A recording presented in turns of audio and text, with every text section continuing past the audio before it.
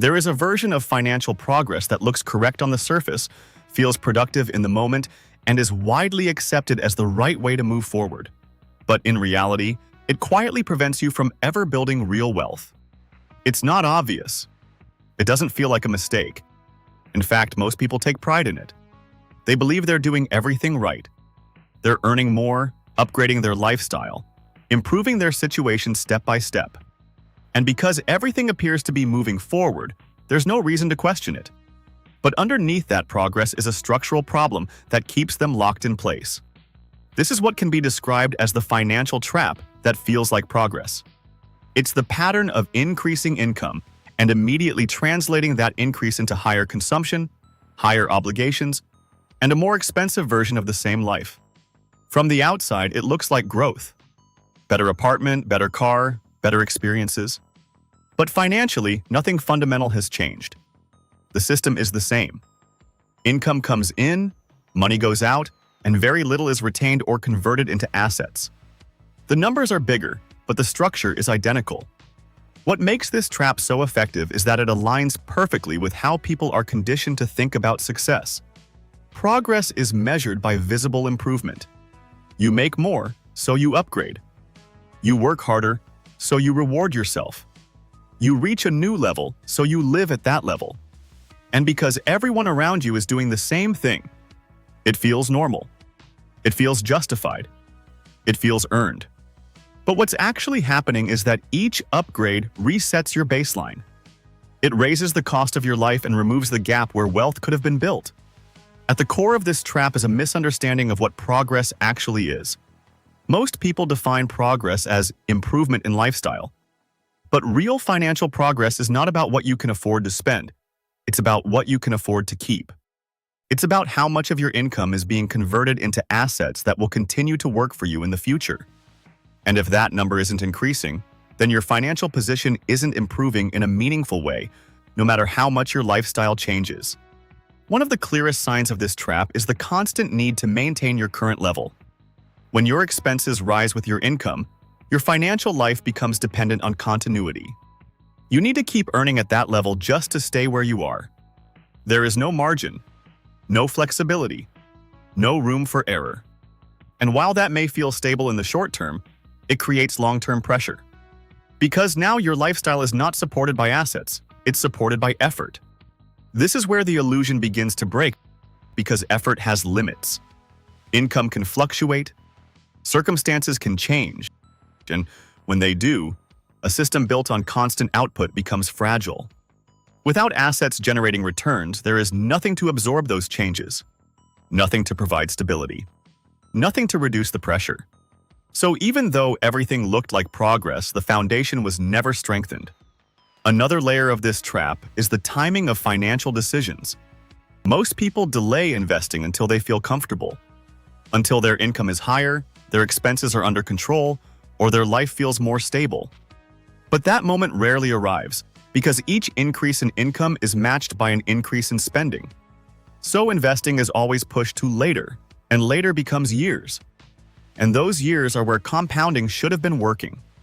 This delay has a disproportionate impact on long-term outcomes. Because the early years are not just about how much you invest, they're about how long your money has to grow.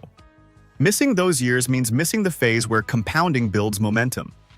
And once that time is gone, it cannot be recovered simply by investing more later. The system has lost one of its most powerful advantages. There is also a behavioral reinforcement loop that keeps people in this trap. Every time income increases and lifestyle improves, it creates a sense of progress. That feeling reinforces the behavior. It tells you that what you're doing is working. So you repeat it, again and again. And over time, that pattern becomes automatic. Income goes up, spending goes up, and the cycle continues without question. Breaking this loop requires a shift in how you interpret progress. Instead of measuring success by what you upgrade, you measure it by what you retain, by how much of your income is being redirected into assets, by how much your future is being strengthened, not just your present. This is not a natural shift. It goes against conditioning. It requires you to prioritize something that is not immediately visible over something that is. Another critical factor is understanding that not all improvements are equal. Some upgrades improve your quality of life temporarily. Others improve your financial position permanently. And the difference between those two is where wealth is either built or lost. Temporary improvements feel good, but they don't compound. Permanent improvements, like investing, reducing fixed expenses, or increasing your savings rate, create long-term impact.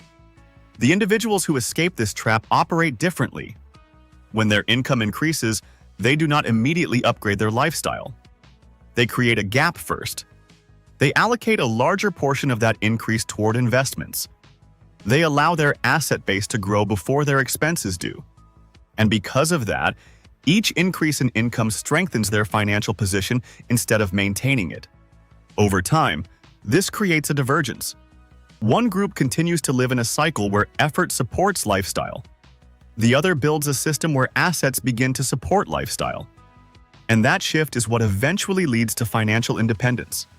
Not because income stops, but because dependence on income is reduced. There is also a mindset shift that plays a critical role here. Instead of asking, "What can I afford?" the question becomes, "What will this cost me in the future?" Not just in dollars, but in opportunity. Every dollar spent is a dollar that is not invested. And every dollar not invested is a missed opportunity for compounding. When you begin to see spending through that lens, your decisions change. This doesn't mean eliminating enjoyment or living restrictively. It means being intentional. It means understanding the trade-offs and making decisions that align with long-term outcomes. It means recognizing that true progress is not always visible in the present, but becomes undeniable in the future. Another powerful strategy is to automate progress. When investing happens automatically, it removes the need to decide. It removes the influence of emotion. It ensures that progress continues regardless of what else is happening. And over time, that consistency becomes one of the most important drivers of wealth.